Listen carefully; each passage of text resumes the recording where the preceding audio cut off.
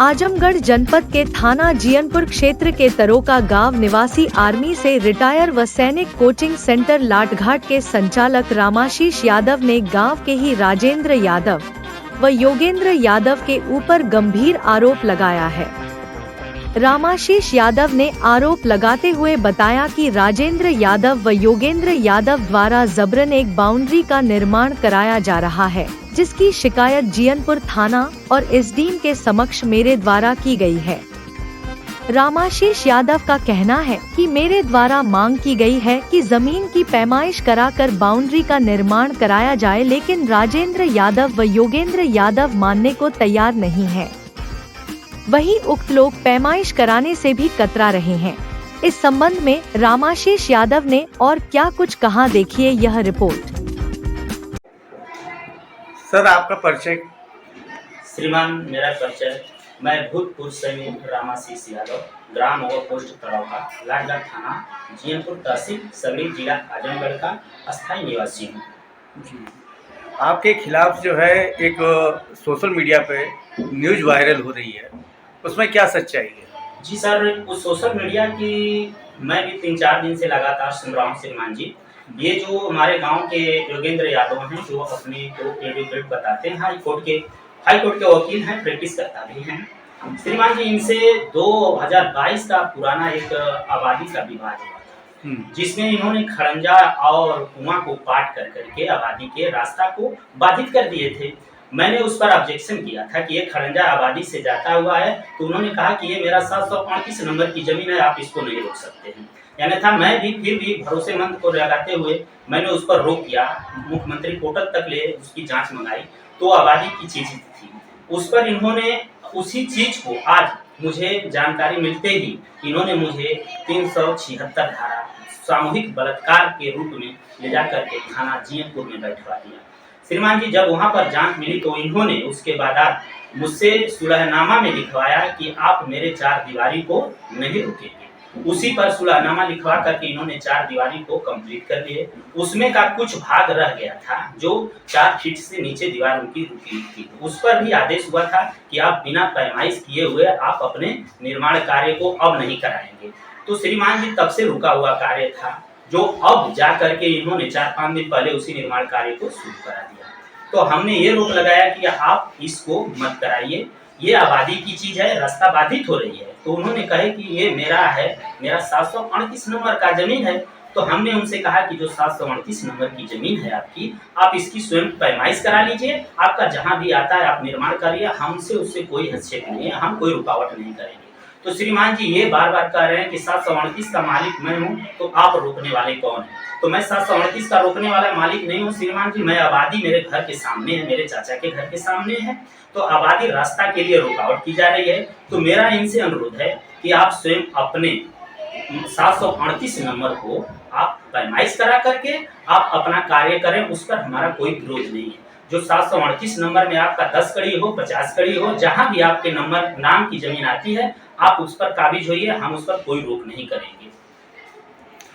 जैसा कि आपने भी बताया कि आपके ऊपर सामूहिक बलात्कार का जो है केस लगाया गया जी, तो सामूहिक बलात्कार में आपके साथ और कौन कौन लोग थे? हाँ श्रीमान जी, इसमें मेरे भाई हैं जो इस समय प्रेजेंट में ड्यूटी पर थे, उस समय भी ड्यूटी पर थे, और उनको भी लगाया गया, तो फौज में हैं, उनको भी दिखाया गया ताकि वो घर पर प्रेजेंट थे भी नहीं। जी श्रीमान जी, और लगाया गया कि तुम ये दोनों भाइयों ने मिल करके हमारे औरत के साथ सामूहिक बलात्कार किए हैं। अच्छा। और इन वकील साहब का ये बन गया है नियम जमीन और पैसे का कि हम किसी को किसी के स्तर पर उतार देंगे, हैं, कि अपनी बलात्कार दिखा करके इन्होंने उस जमीन को कब्जा कर लिया। आज मेरे ऊपर झूठे इल्जाम लगा रहे हैं कि ये पिस्टल गाली गलौज दे रहे हैं, ऐसा हम कुछ कर भी नहीं रहे हैं। हम तो खाली एसडीएम साहब से, डीएम साहब से सबसे अनुरोध कर रहा हूँ कि श्रीमान जी, इनको स्वयं कहिए कि आप अपने नंबर का पैमाइश करा लीजिए 738 का। आपका जहां भी 738 नंबर की जमीन आपके नाम की आती है, आप वहां अपना काम करिए, उस पर कोई रोक अगर वो लगाते हैं तो उनको मैं कानूनी कार्रवाई करूंगा। जी, तो इसके लिए क्या वो तैयार नहीं है? नहीं, इसके लिए वो तैयार नहीं हो रहे हैं, इसके लिए वो भाग रहे हैं, क्योंकि वो अपना का गुनाह जो है गलत किए हैं वो छुपा रहे हैं, क्योंकि उनके ऊपर 4-4, 5-5 उन दोनों भाइयों के ऊपर प्रेजेंट में वर्तमान में मुकदमा चल रही है, मारपीट का, चोरी का, इस प्रकार से जिसमें धाराएं लगी हुई हैं, उससे ये भाग रहे हैं कि मैं आज पैमाइश कराऊंगा तो मैं झूठी जमीन में लेके फंस जाऊंगा। तो झूठ अपना छुपाने के लिए ये सारे ब्यौरा वायरल वीडियो कर रहे हैं। जैसा ये बोल रहे हैं ऐसा कुछ भी नहीं है, ये खाली भर एडवोकेट हूँ, धमकी है कि मैं हाई कोर्ट का हूँ, मैं तुम्हारे साथ कुछ भी कर सकता हूँ, आप ये हो हमारे साथ, अगर मैं कोई जमीन फर्जी बीमा हूँ तो उस पर करो, अगर कुछ भी निकले तो ले लो, हम अगर रोकें उस पर विरोध करें तब तो। और जो रास्ते के बारे में कह रहे हैं कि आधा रास्ता रुका हुआ है? वो पूरा का पूरा रास्ता बनकर भी कंप्लीट है। मैं अपने मुकदमे पर किया हूँ, अपने जमीन का जो 20-24 बताए हैं धारा है, तो उससे ये अपने 738 का श्रीमान जी ये पैमाइश करा लें, जितना कड़ी होगा इनके नाम का, ये अपने नाम का अपने जगह लेंगे, हम अपने नाम का। उस इनके नाम की जमीन में मैं थोड़ा भी अवरोध करूंगा तो मुझे दोषी करार दिया जाएगा।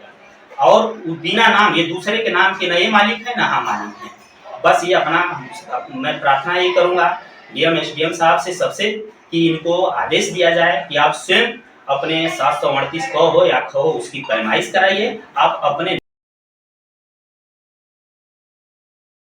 हकदार नहीं है, अपना वहां पर इनका नंबर आ जाएगा तो वो ले लेंगे, लेकिन वो हमारे तरफ से आबादी है, अगर वो उनके नाम की होगी तो बना लेंगे, नहीं तो आबादी होगी, या नहीं दूसरे के नाम की होगी तो छोड़ देंगे। अगर वो पैमाइश नहीं करवा रहे हैं जी, तो क्या इसके लिए आप पैमाइश करवाने के लिए कोई एप्लीकेशन दिए हैं? जी, मैंने तहसीलदार साहब के पास, ये मेरे पास है, इसका कागज भी है, मैंने तहसीलदार साहब के पास ले गया हूँ और दिया हूँ कि श्रीमान जी इस नंबर पर आदेश कर दिया जाए कि पैमाइश हो जाए। और वो भी वकील साहब भी थे जो कह रहे हैं, योगेंद्र जी भी थे, उनके पर भी लिखा गया कि पुलिस यहाँ पर स्वतंत्रता बनाई रही, कोई भगदड़ न हो, और आप लोग टीम गठित कर करके आप पैमाइश करा लीजिए। तो पैमाइश से भग रहे हैं। और हमसे यही अनुरोध है तहसीलदार साहब से, एसडीएम साहब से, डीएम साहब से कि इस नंबर को उनको स्वयं कहा जाए कि आप अपने नंबर की पैमाइश करा लीजिए, और आपका नंबर है जहां अगर उस पर ये रोक लगाते हैं तो हम उनको दोषी ठहराएंगे और मैं स्वयं दोषी बन जाऊंगा। अगर वो भाग रहे हैं तो उसको, अगर वो भाग रहे हैं पैमाइश कराने से, तो इसमें तो स्वयं तहसीलदार महोदय और एसडीएम साहब जो है खड़े होकर खुद पैमाइश करवा सकते हैं। जी, करवा सकते हैं, लेकिन तो वो क्यों भाग रहे हैं? अगर सच्चे हैं, ईमानदार हैं, अगर ईमानदारी के हैं, उनके नाम की चीज है, तो मैं भागूंगा क्यों? मुझे तो सीना तान कर आगे आना चाहिए ना कि श्रीमान जी मेरे नाम की जमीन है, मैं इस पर पैमाइश कराऊंगा चल करके, अगला मेरे नाम की जमीन रोक रहा है उसको करिए। तो उनके अंदर ईमानदारी नहीं, वो चोरी छुपा रहे हैं अपने आप को, दूसरे को दोषी बना रहे हैं, अभी प्रशासन को दोषी कह रहे हैं। और जब आप प्रशासन नहीं रहती तो हम लोगों का जीना दुश्वार हो जाता, आपको भी रोटी खाना। आप प्रशासन को इस तरह इल्जाम लगाते हैं, उसकी कोई बताएंगे रिकॉर्ड कि वो पैसा देते हैं वो कोई लेता है? इस तरह किसी पर हमारे पर दोष लगा रहे हैं, प्रशासन पर दोष लगा रहे हैं। प्रशासन को आप तुरंत फोन करते हैं, प्रशासन शासन पहुंचती है, उसके बावजूद भी आप दोषी ठहराएंगे। मैं फोर्स से हूँ, मैं प्रशासन से हूँ, मैं प्रशासन में जानता हूँ कि किस तरीके से प्रशासन एक्टिव रहती है। अगर एक्टिव न रहे तो किसी को भी न्याय अन्याय तो दूर किए खाना मिलना मुश्किल हो जाएगा। ये इनके ऐसे लोग रहेंगे तो झूठे इल्जाम लगाते रहेंगे तो इसमें आप चाहते क्या है? मैं ये चाहता हूँ श्रीमान जी, मेरा से कोई न विवाद है, न विवाद करना चाहता हूँ। मैं ये चाहता हूँ कि ये अपने नंबर का पैमाइश करा लें, इनका नंबर जहाँ पर है, जितना कड़ी है वो अपने पर ले लें। अगर उस पर मैं रोकूं तो मैं दोषी हूँ। अगर बिना पैमाइश कराए हुए न कोई अधिकारी गण लोग कोई आदेश करें, पैमाइश हो जाने के बाद उनका नंबर जहाँ है, जितना हक है वो अपने हक पर रहे। दूसरे के नंबर का न वो मालिक है, ना हम मालिक हैं। यही मैं चाहता हूं और यही मैं शुरू से कहूंगा कि जब तक वो पैमाइश करा करके नहीं करते हैं तब तक उनका निर्माण कार्य नहीं होना चाहिए और न कराया जाए किसी भी। हमारा यही प्रार्थना है। और इनकी झूठी बातें जितनी हैं वो कभी, ये वकील हैं, पैसे के लिए आपको बता दिया ना कि कुछ भी करने के लिए तैयार है। जी श्रीमान।